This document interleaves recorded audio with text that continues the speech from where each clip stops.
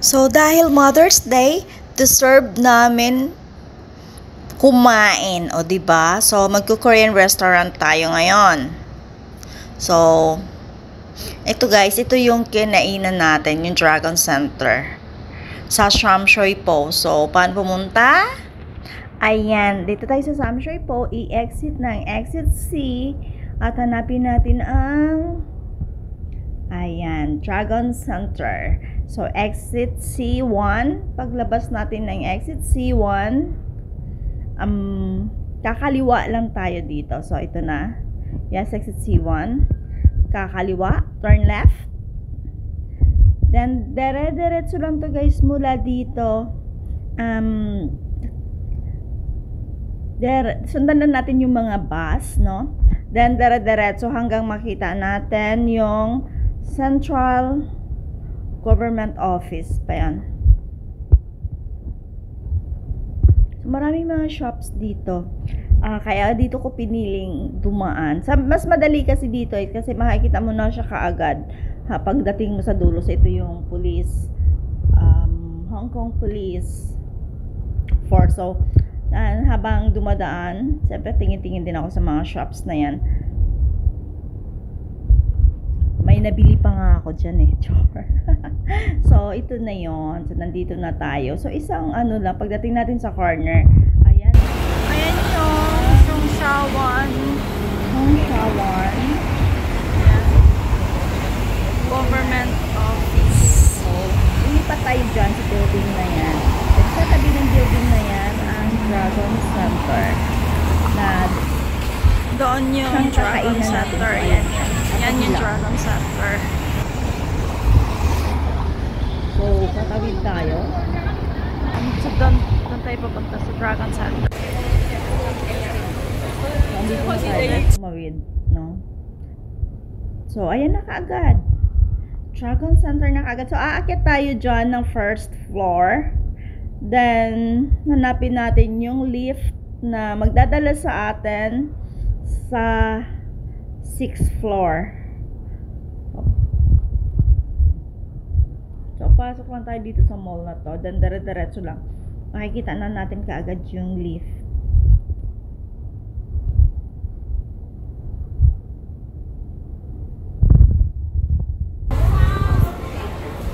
Nandun yung lift.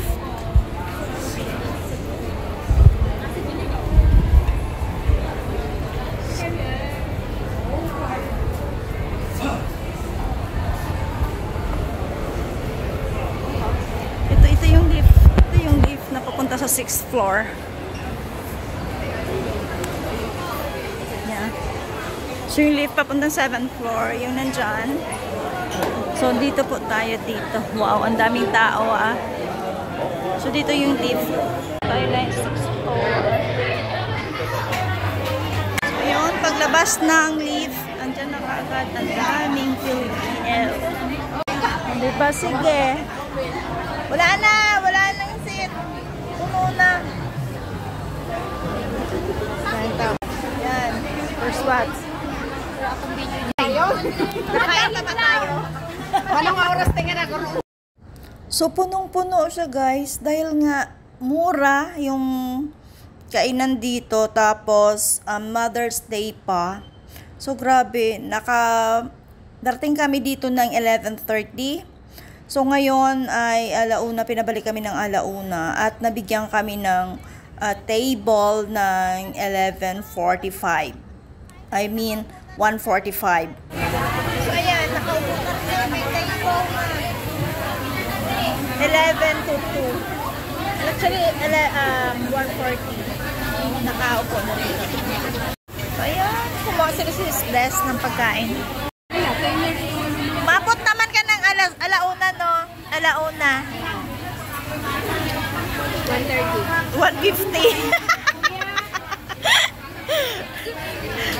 Kahit paano naman, nakaluto na kami. Yeah.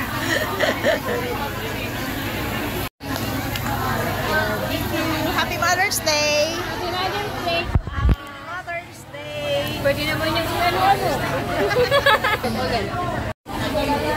Mother's Day!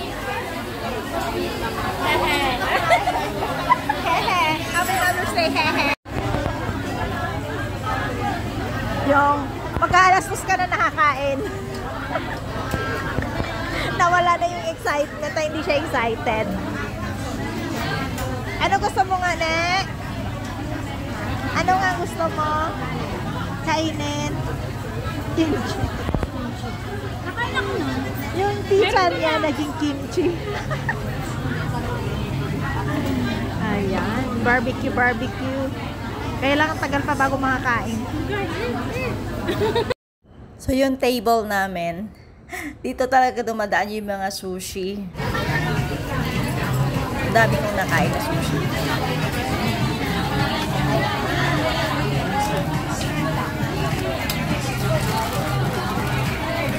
Sushi na kasi laki ng ilong ko.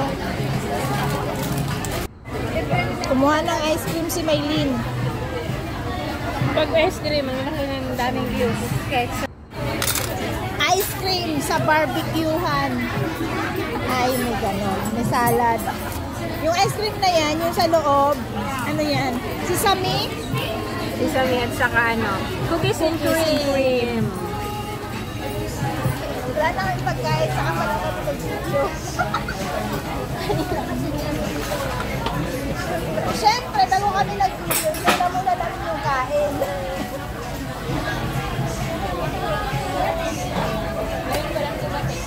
Dito kami sa bar. So, kahit na late kaming nakapasok, well, 1:45, so nakakain kami ng mga before 2 talaga, kasi syempre nagluto-luto pa kami. So, kumuha na lang kami nung mga sushi muna, or mga fries, mga samosa, ganon. So, actually, Korean restaurant ito, so, mostly talaga yung kinain namin, pinunta namin dito is yung barbecue ng beef, saka pork at chicken. So, yun talaga yung pinakauna namin kinain.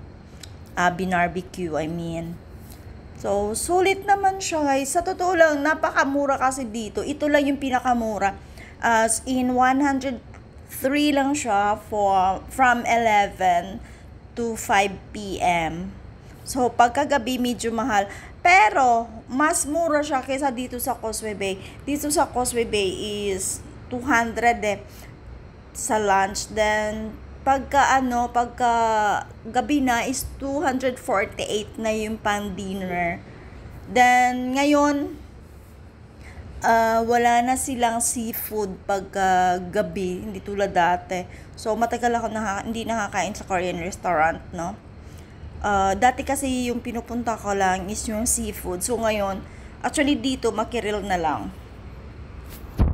So, ito na lang yung natira doon sa pinangluto namin kanina. Yung siomai. Kasi nga, gutom na kami. Kailangan namin kumain pagdating namin. So, kumuna kami ng siomai bago pa maluto yung mga binabarbecue namin. So, pakonti-konti kumakain kami. So, ito na nga yung last yung kinakain namin na ice cream. Saka yung mga natitira na niluto namin. Hindi kami kumukuha ng madami. Yung kinukuha lang namin yung alam namin na kaya namin kainin at gusto namin. So, ayan yung mga sushi. Kuha lang kami ng kuha. Pero, pagka kayo kumain, guys, ewan namin sa iba nakikita namin na ang dami nilang pagkain, pero sana naubos naman nila, no? Kami kasi mga light eater lang talaga kami. Hindi kami, hindi sana kami pang buffet eh.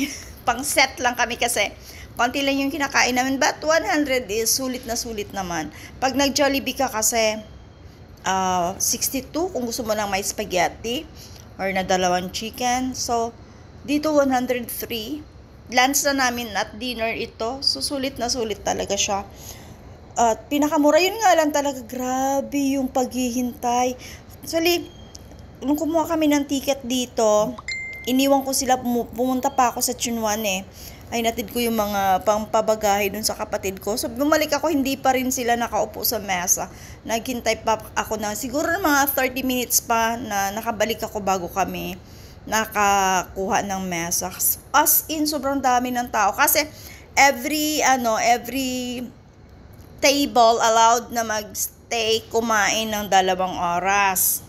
So, yun ang ano. So, kailangan mo talagang maghintay na lumabas yung iba. So, 2 hours kang maghihintay.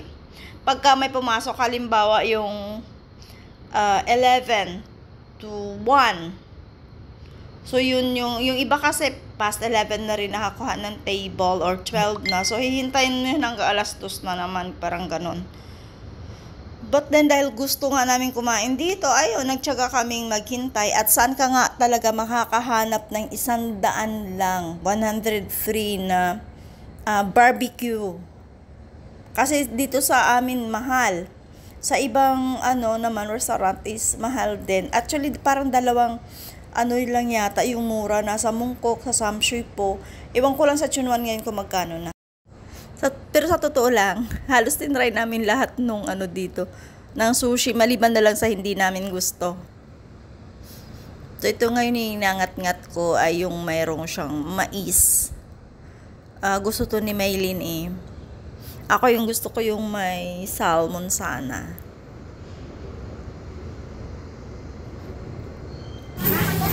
Charan! Akala niyo tapos na kaming kumain. Ano na to, pag ilang batch na to? Pangalawa pa lang.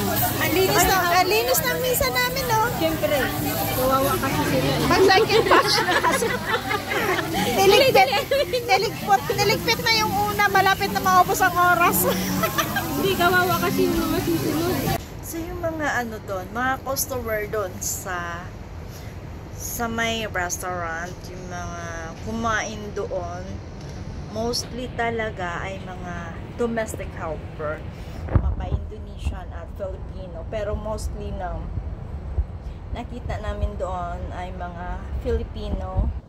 So, marami din mga Indonesians. Huwag ka kumain sila ng pork. Doon ako natawa. Well, wala nga naman sila sa kanilang mga lugar. So, kung gusto nyo talaga guys na kumain sa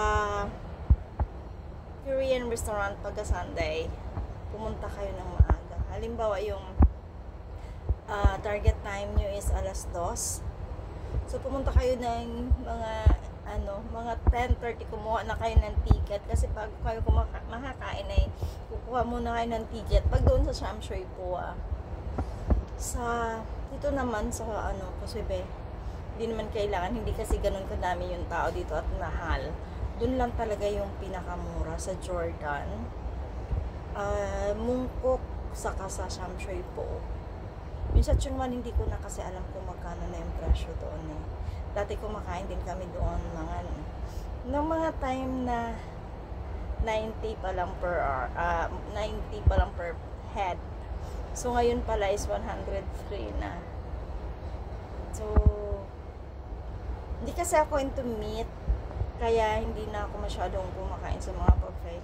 At mas gusto ko talaga magluto pagka Sunday para tipid, syempre. Saka yung mga pagkain healthy, may pa ganon. Titipid lang talaga, ganon. So yun lang guys, thank you for watching. Abangan yung mga susunod na mga video kasi may mga ipapakita pa ako ibang mga kainan din dito sa Hong Kong. At medyo bumabalik-balik na tayo sa carbs. So, more on restaurant na naman. Parang may datong lagi, ganun. Char, bye! Thanks for watching!